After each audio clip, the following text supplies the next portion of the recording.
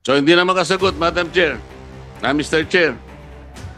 Talagang violation po eh. O ikaw na, Mr. Karaps.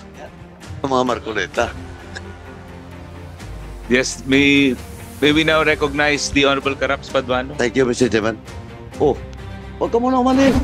Administrator, you made mention about COA Circular 89-296. Is that correct? Yes, Your Honor. And it's about the mode of disposal. Yes, Kaya Your ito, Honor. pinenta mo ito, ano? But under the law, you have only 5 options to do that. Number 1 is public auction. Number 2 is sale through negotiation. Number 3 is barter. Number 4 is transfer to other government agencies. And number 5, destruction or condemnation. Pero binenta mo dun sa traders. It is not one of the 5 options left under your discretion. If we believe you that you resorted to COA Circular 89-296, wala dito do sa 5 options. Why?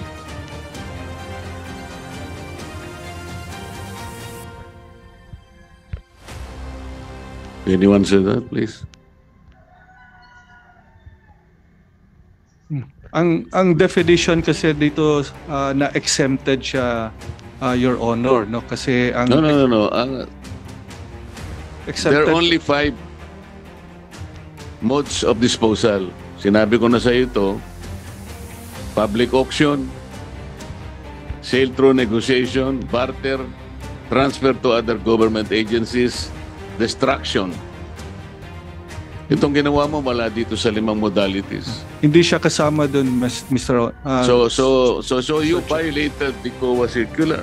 Kasi tama ka naman, walang bidding ito kasi bidding procurement lang eh. Ito, disposal. So dapat ang sinod mo yung COA circular na pinanggit mo. Pero pag nirefer mo yung COA circular, hindi mo naman ginamit yung isa sa 5 available to you. Why so? Sinunod natin yung definition and scope ng circular, Your Honor, no? Which excludes kwan. Wala na tayo sa scope and definition eh. I'm talking about the mode of disposal. Yun lang eh. Kasi bebenta ka, so magdi-dispose ka eh. So pipili ka lang doon sa 5 available to you. Pero ang ginamit mo, wala doon sa 5. Ang ginamit to natin dito is sale through negotiation as approved by the council, which is the sale of a maximum price of 25 pesos. So we Huwag mong gagamitin yung bulletin na ginawa nung pangkopong-kopong. Ang sinasabi natin dito is COA Circular 89-296. Nandiyan ang COA eh. Ito lang ang basis mo, wala nang iba eh. Pagkatapos, sabi mo kanina, ginagamit mo pa yung inyong circular. Yung binigay mo.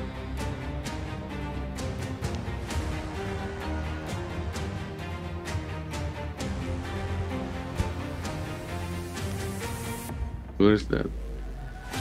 Hindi ba doon sa Section 5 ng inyong council? Yung council lamang ang magde-determine ng way of disposing it. And that one did not delegate it to you. Kasi sinasabi roon, there is no further delegation. Pero ikaw mismo ang nag-approve using a bulletin. Di ba? Basahin mo yung mismong circular. Kairam nga, boss. Ang nakalagay doon, it is the council which will determine the disposal. Ito, babasahin ko sa'yo. The following are discretionary powers of the council under its charter which cannot be delegated. Letter F. The power to sell, blah, blah, blah. So kung hindi ma-delegate the power to sell and it's only reserved for the council, Bakit ikaw ang nag-decide? Your Honor, merong resolution ang council on the disposal of the stock. Ito yung sinabit namin ho na annex. We provided the copy of this resolution. Sinabi January sa'yo 25, ng council 2022. na ikaw magdidesisyon, ikaw lang? The resolution delegated it to you, not the council itself?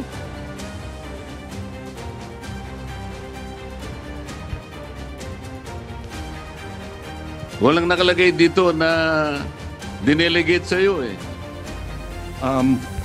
Meron, Mr. Chair, based on the resolution, this is delegated to the administrator to sell. Itong particular na resolution na to.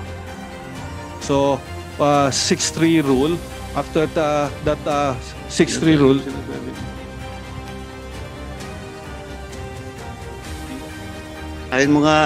Basahin mo nga ano. okay. Adoption of policy on warehousing storage stocks, 6 months maximum storage for palay and 3 months critical storage for rice. No? Date passed 25 January 2022, resolution number 1025-2022-A. No? Whereas the I public have act, to cut you because No. the title is Adoption of the Policy on Warehousing Storage of Stock, 6 months maximum storage for palay. Walang sinasabing disposal dito eh. So wag kang mag-iimbento sapagkat malinaw rito eh. Disposal is another, warehousing is another. So kinakapit mo dito sa resolution na ito, yung disposal, it is not here. Rolling stocks to eh, warehousing ito, and storage. So, Your Honor, if I may read, no. So, ang sinasabi dito, NFA shall based on Rule 8.3.2 of the IRR of 11203, NFA shall maintain the optimal level of buffer stocks at all time except to make releases in response to emergency in support of disaster relief programs of the government or to dispose stocks as necessary before the quality of rice deteriorates become unacceptable. Whereas during 2021 NFA Council meeting, the management recommended for the Council's approval the NFA policy on warehousing storage. O sa Six-day rule, no? haba ng Before sinasabi mo, wala pa their rin mo disposition. marinig na delegation eh. No, before Sa'yo. their disposition. So, ang sinasabi dito, after that, you have to dispose pa rin. Kaya Dispose. hindi sinasabing Dispose is ikaw selling. ang dinelegate, ikaw magdi-dispose. Walang sinasabi. You will still have to maintain Section 5 of yung 2014 NFA Code of Corporate Governance. Kasi hindi madedelegate nga ito. Otherwise, walang kwenta itong corporate governance ninyo na nakalagay mismo sa Section 5. Dapat nabasa mo ito eh. Sinasabi niya, which cannot be delegated. So hindi mo po pwedeng kukunin yung isang bagay na hindi mo pwedeng i-delegate sa'yo. Hindi ba? You are a lawyer? No, Your Honor. Madam, you are a lawyer. Yes, Mr. Potestas delegata non delegare potest. Is that correct? Chair. Correct, Mr. Chair. What has been delegated to the council cannot be further delegated. Tama po, madam? Yes, Mr. O, Chair. paano ngayon? Pero sagutin mo muna yung unang tanong ko sa'yo. There are only 5 modes of disposal. Sinabi ko na sa'yo, wala doon yung ginawa mong pagbibenta doon sa dalawang traders. What happens now?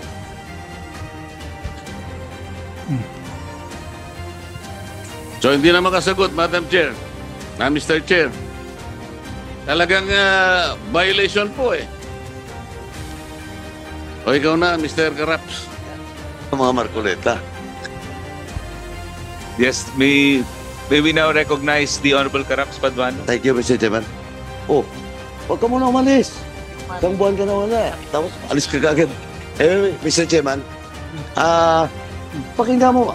Anyway, Mr. Chairman, before I proceed with my interpellation and short manifestation doon sa dulo, Kowa,